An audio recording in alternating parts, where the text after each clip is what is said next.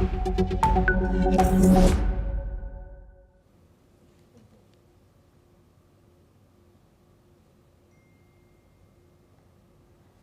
and welcome. I'm Asuma Katauka and you're watching World Report on News 6 World. Let's take a look at the top headlines of this hour. Mexican President Claudia Sheinbaum has criticized Washington's decision to revoke approval for 13 routes flown by Mexican couriers into the United States and halted mixed passenger cargo flights. She has requested urgent talks between Mexico's foreign minister and the U.S. Secretary of State Marco Rubio, calling the move unilateral.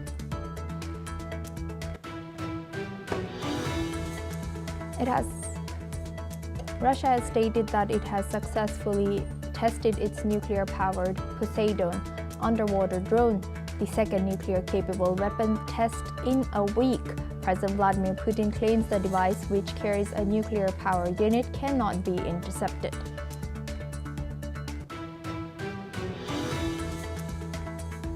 Cuban President Miguel Diaz-Canel has said that Hurricane Melissa has caused extensive damage after making landfall on the island's southern coast overnight. He has urged residents to stay sheltered as the storm continues to batter Cuba.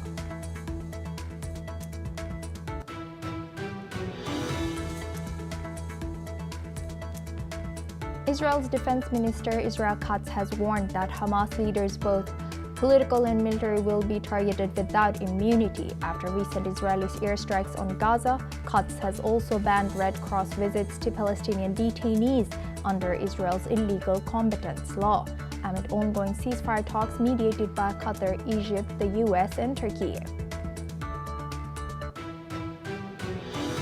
Israel has reinstated the Gaza ceasefire after carrying out a wave of airstrikes that has killed over 100 people and targeted dozens of militant sites, according to the Israeli Defense Forces. The IDF has also claimed its strikes eliminated 30 commanders in Gaza, while local hospitals and civil defense has reported heavy civilian casualties, including 35 children. The United States and South Korea have agreed to keep reciprocal tariffs at 15% after a preliminary deal earlier this year. Both countries will reduce tariffs on automobiles and auto parts from 25% to 15%. The Netherlands held a snap election seen as a crucial test for Europe's far right, with Geert Wilders' anti-immigration Freedom Party, known as PVV, running with 3 other parties, while over 50% of voters remain undecided. However, all mainstream parties have ruled out forming a coalition with Wilders amid growing polarization over immigration and housing.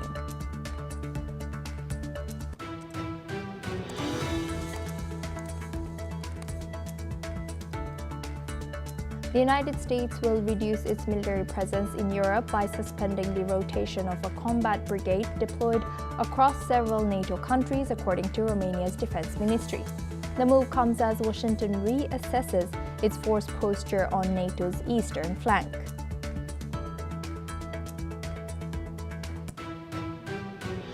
Now for this hour, we start with the Middle East. Qatar has said that it still expects the fragile ceasefire in Gaza to hold, despite what it calls a clear violation in attack on Israeli soldiers. Prime Minister Mohammed bin Abdulrahman Al-Thani has said that mediators are pushing Hamas to accept disarmament and are confident the United States can help secure a longer-term agreement. He has also claimed that Hamas is willing to give up governing Gaza. But the situation on the ground is still abysmal. The United Nations says more than 100 Palestinians were killed in the Israeli strikes targeting residential buildings, schools, and camps for displaced families. UN Rights Chief Volker Turk has called the rising civilian toll appalling and warned all sides not to let peace slip from their grasp. International pressure is now tightening. The ceasefire hangs by a thread. Now for this discussion, we welcome Peter Baum. He's a foreign editor at Weekly Blitz, joins us live from London. Thank you very much, Peter, for joining us again. Good to see you. Peter, nice to be here. Thank you. Peter, looking at this, how do you think, how credible is Qatar's claim that Hamas is willing to disarm? Do you think we can trust their statements? This is interesting. The statements emanating from Qatar after this breach in the after this breach in the ceasefire, have been quite interesting and must be very perplexing to Hamas. I see a change of tack here from the Qataris, almost giving Israel silent approval for the attack, and also stating that the ceasefire was not solely breached by Israel. I can only suspect that there has been enormous pressure from the Trump administration and the agreement of both Qatar, Turkey and Egypt to continue to pressurize Hamas. And after this breach in the ceasefire, which has now come to a halt, Hamas must feel even more isolated than they were before breaching the ceasefire by killing the Israeli soldier. So I do suspect and I do believe that the Qatari statements are signifying to Hamas that their days are numbered and that Hamas will have to demilitarize.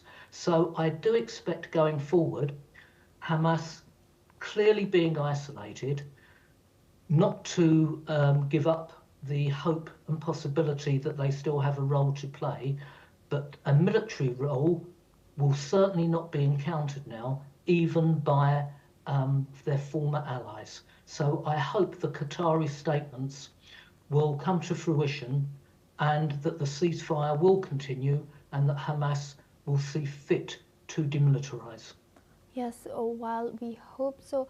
Peter, are there any other pressure that international mediator that can pressure so that this happens quickly?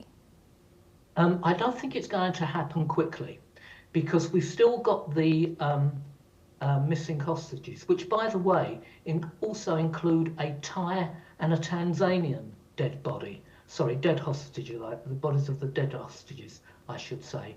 Now, knowing the way Hamas has been playing this game, I still believe that it will be a drip feed of a dead hostage being released the next day, and perhaps a couple of more the week after, because this is the only leverage Hamas now have.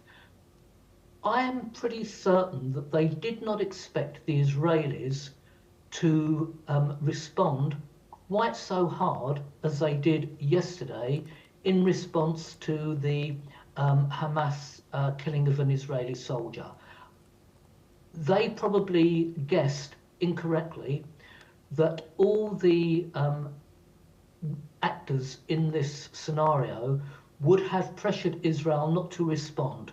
Quite different, because Trump came out and said Israel had a right to respond and they responded hard, and that's how they should have responded. So my guess is that Egypt, Qatar, Turkey and the United States are even pressuring Hamas more now than they were a couple of days ago, because those players know that only a Hamas without weaponry can bring peace to the region. A Hamas who are armed will continue to destabilize the region. So for the sake of all the Gazans, for the sake of the Israelis, and actually for the credibility of the Trump administration and all those nations that are supporting him, Hamas must lay down its weapons. Will they or won't they is yet to be seen. But I think, given how Israel responded yesterday, that they know that their days as a military forceful opposition to Israel are numbered. With that, I would like to thank Peter for sharing that insight. Please stay with us as we come back to you for our next discussion as well. Now we move on. Russia's Defense Minister Andrei Belousov has met in Moscow with his Syrian counterpart, Marhav Abu Qasra. to deepen defense cooperation following Syrian President Ahmad al-Sharaa's recent Moscow visit. Belousov has said that the meeting between al-Sharaa and Vladimir Putin gave an additional impetus to bilateral defense ministry ties as both sides discussed implementing promising areas of cooperation and securing Russia's bases in Syria. This comes after al-Sharaa hailed a reset in ties with Russia on its first official trip since seizing power from Kremlin ally Bashar al-Assad, who had been granted asylum in Russia and is now subject to a Syrian arrest warrant. In Syria's new foreign policy, al-Sharaa has said that the country is rebuilding relations with all regional and international countries, and he has pledged to honor agreements with Russia as well. Now we welcome back Peter Baum. He's a foreign editor at Weekly Blitz, joins us live from London. Thank you very much, Peter, for joining us again and staying with us. Peter, now why is Russia and Syria renewing their defense cooperation, and how does it affect the balance of power in the region with ongoing conflict? Okay, please don't be misled by this recent discussion. Russia's influence in Syria has been absolutely destroyed. After years of political, military and financial investment propping up the totalitarian Assad regime, in a matter of less than a year, all Russia's influence, all Russian military infrastructure was wiped out by a combination of the incoming Syrian regime, the Jalani regime supported by Turkey, and the annihilation of its weaponry and its ports by these Israelis who were trying to defeat Hezbollah at the time. This discussion, this renewing of relationships, I assure you, is not going to see Russia have any influence in Syria. It may be a decent publicity stunt for the new Syria regime, who are showing political nous in engaging with Russia, but it is apparent that neither the Trump administration nor Turkey, who are now a major force in the region, and nor for that matter Israel, will allow Russia to have any of the kind of influence she had during the heady days of supporting the Assad regime. I think this is an astute move by the new Syrian administration to engage, but I see no role for Russia going forward in a renewed Syria. By all means, keep diplomatic relations and discussions open, but as far as Russian influence in the area is concerned, those days are numbered. And Peter, building on your answer, you mentioned why it is in Ahmad al-Sharaa's interest. Don't you think what do you think is Russia's interest here? And also, don't you think there is a conflict of interest as Ahmad al-Sharaa's government has arrest warrant issued for ousted Bashar al-Assad, and he could be in Russia? Isn't this the paradox? And I think you've actually confirmed my own thoughts. You see, Assad is a wanted man in Syria.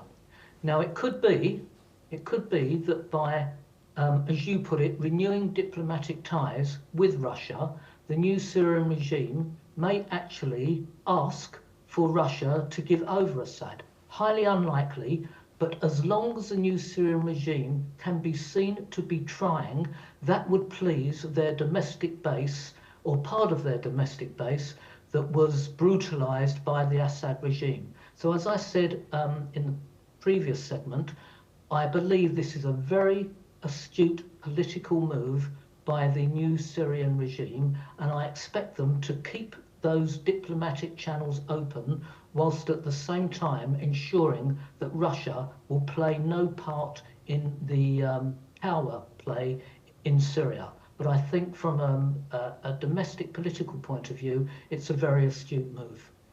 Yes, indeed. Thank you very much, Peter Bohm, for joining us and sharing that insight throughout our news as a foreign editor of Weekly Blitz. Now we move on to Mexico. Mexican President Claudia Sheinbaum has said that she has voiced her disagreement with the U.S. decision to revoke approval for 13 Mexican airline routes into the United States and cancel combined passenger as well as cargo flights. She has further stated that she will request a meeting between Mexico's foreign minister and the U.S. Secretary of State to review what she has called unilateral action and announced plans to meet with Mexican career executives on Friday, 31st of October, to hear their perspective. Sheinbaum has expressed optimism that both nations can reach a constructive understanding and resolve tensions around aviation services between them. The dispute marks a sharp escalation in already strained aviation relations between the two neighbors, coming on the heels of a U.S. decision forcing Delta and Aeromexico to unwind their joint venture. Now for this discussion, we welcome Matthew Vadam. He's an American journalist, joins us live from Washington, D.C. Thank you very much, Matthew, for joining us again. Good to see you. Matthew, looking at this, what more can you tell us, and how could this U.S. revocation of Mexican airline route impact Mexico-U.S. relations further? Well, essentially, I believe that the American Transportation Secretary, Sean Duffy, is accusing Mexico of unfair trade practices, claiming that Mexico illegally canceled and froze U.S. carrier flights for 3 years without suffering any consequences. So this is, this is tit for tat. This is payback, retaliation against Mexico for what the United States government considers to be unfair practices. And, it's certainly not good for U.S.-Mexican relations, but a good part of President Trump's policy on trade, and I guess this is more international commerce, is to make sure that both sides are playing fairly. And right, and I'm not sure if Mexico did engage in unfair trade practices, but this is the accusation that the United States government is making. And to what extent does this dispute reflect underlying tensions between these two? Well, there's a lot of tension between the United States government and Mexico right now, especially with the new president took office. She's not that new, Sheinbaum, who is, I think, markedly more left-wing than her predecessor, who was already pretty left-wing, more left-wing than the American government prefers. And the United States is not happy that Mexico does not want to cooperate in allowing the U.S. military to attack the narco-trafficking cartels that Mexico has been unable to eradicate. So there is then there are regular trade issues where America doesn't feel that it's being treated fairly. So there is a great deal of tension between the United States and Mexico right now, and this only turns up the volume and is going to make things worse for diplomatic relations and trade relations between the two countries for the foreseeable future, I would think. And what political leverage does Mexico have on negotiating aviation rights, and Claudia Sheinbaum has, and how might President Trump react to that? Well, the leverage I guess it has is that I'm not sure how difficult this would be for Mexico to do, but it could deny landing privileges to U.S. airlines in Mexico, which I'm not sure if Mexico would want to do that, because Mexico is a largely tourism-dependent economy, and lots of Americans go to, Acapulco and Cancun and Mexico City and other what they consider to be exotic locales in Mexico for vacation. So Mexico is quite dependent upon U.S. tourist dollars. So Mexico could make it difficult for U.S. Airlines to land in their country at their airports. I'm not sure if it'd want to do that though, because that might be, that we have that saying in America, or in the English-speaking world, to cut off one's nose to spite one's face. They might be hurting themselves more than they're hurting the United States by doing that. But yeah, they could do that, at least on a temporary basis, to try and send a message to the American government. They could crack down on other aspects of trade too, and it's really hard for me to speculate on what they might do.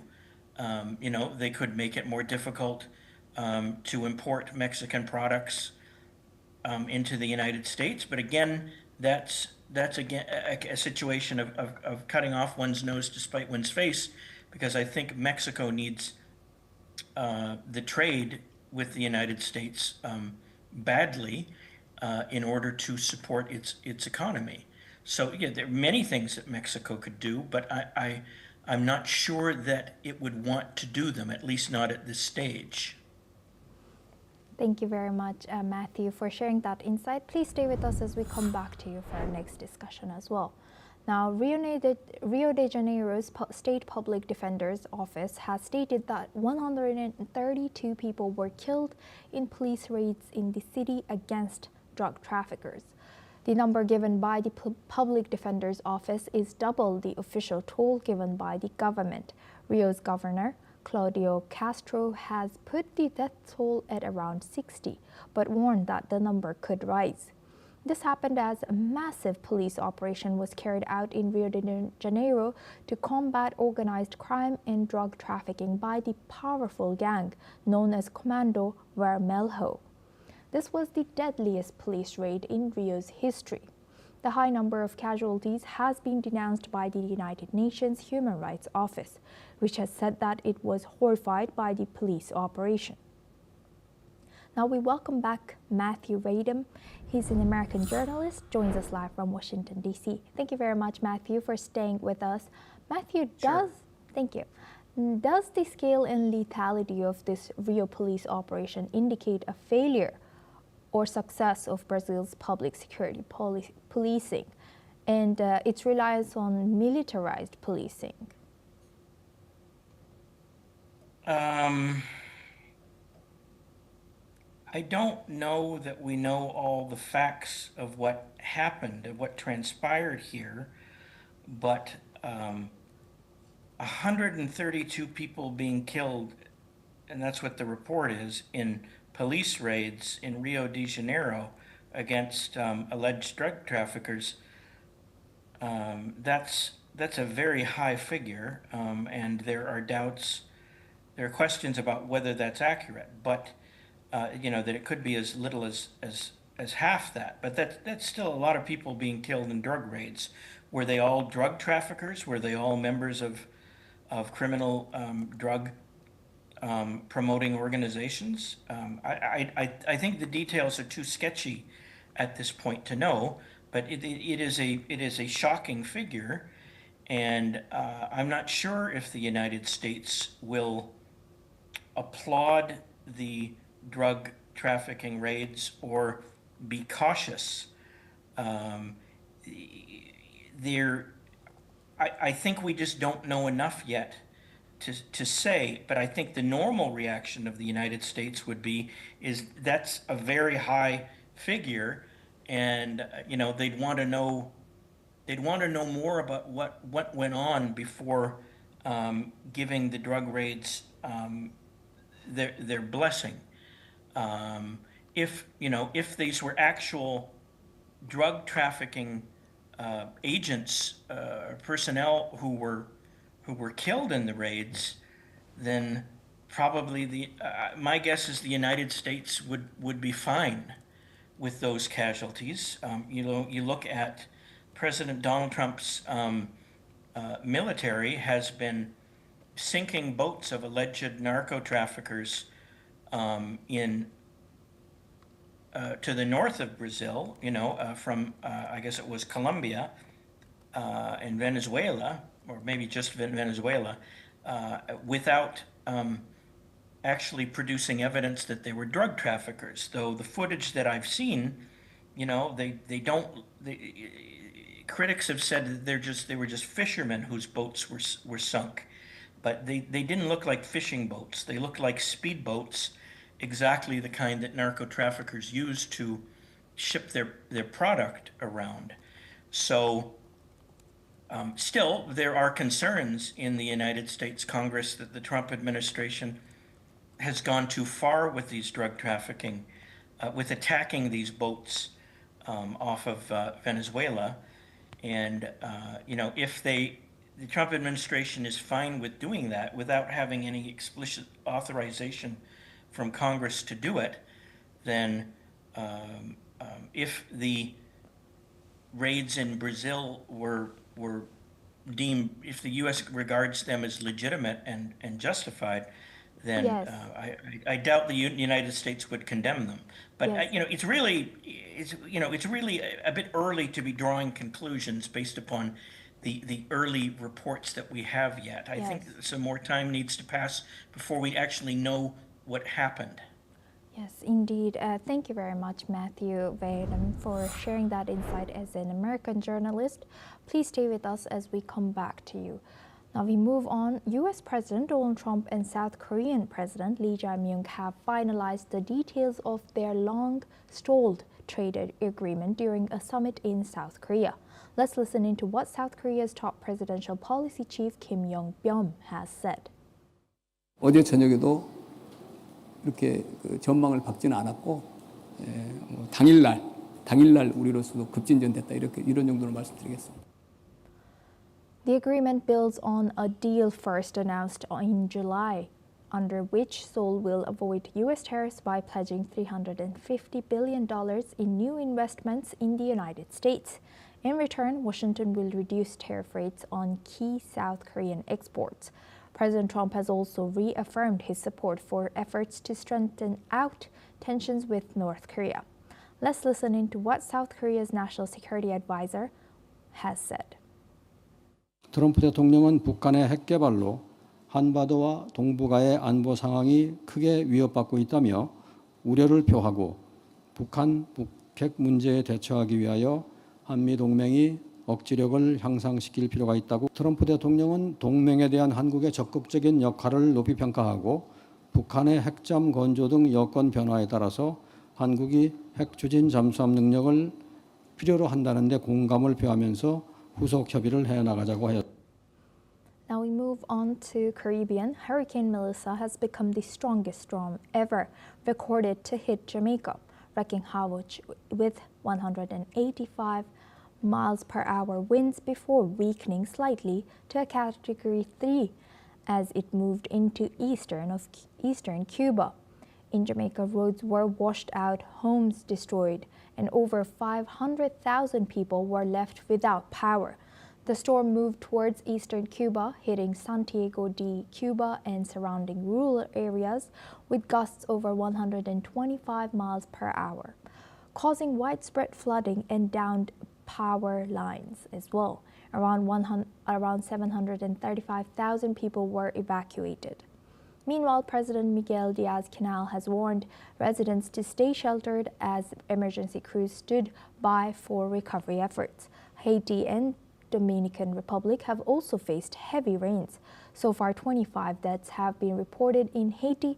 U.S. President Donald Trump has pledged assistance, with the State Department sending search and rescue teams. Meteorologists say Melissa ranks as the third most intense Caribbean hurricane on record. Now we move on to our next news. The Baltic Republic's government has stated that border crossings between Lithuania and Belarus is to remain shut until the end of November. These statements comes as Lithuania saw frequent airspace disruptions due to smuggler balloons allegedly from Belarus, although no reports have confirmed the origins of these smuggler balloons, which are seen to be directed and headed to Lithuanian soil. This has led to a serious response by Lithuania. The Lithuanian Prime Minister Inga Ruginin has reacted to the situation. Let's listen into what she has said. Suprantu, kad tiek mūsų piliečiam, tiek mūsų verslam tai sudarys nemažų kliučių ir nepatogumų, bet šiandien negalim nereaguoti į hibridinę ataką nukreiptą į Lietuvą ir tam turime pakankamai aiškų planą, veikimo planą su veiksmais, ką turime daryti. Tai nuo veiksmų, kurie yra daromi kiekvieną dieną čia Lietuvoje, tai tiek, kiek dirba diplomatinės tarnybos tiek Europoje, tiek bendradarbiaujant su mūsų sąjungininkais Jungtinėse valstijose. Vienas iš tokių tikrai matyti griežtesnių priemonių yra sienos. Meanwhile, Belarus Customs Authority has condemned the measure as a thoughtless and unfriendly policy that would harm business in the region. Balloons carrying cartons of cigarettes wrapped in packing tape have forced airports in the European Union nation of 2.9 million to close 5 times this month. The EU has voiced solidarity with Lithuania, calling on Belarus to adopt without any further delay for effective measures to control its airspace, state, border and territory, as well as to fight to prevent organized criminal activities originating within it. That's all we have time for. Keep watching News X World for more news updates from around the world.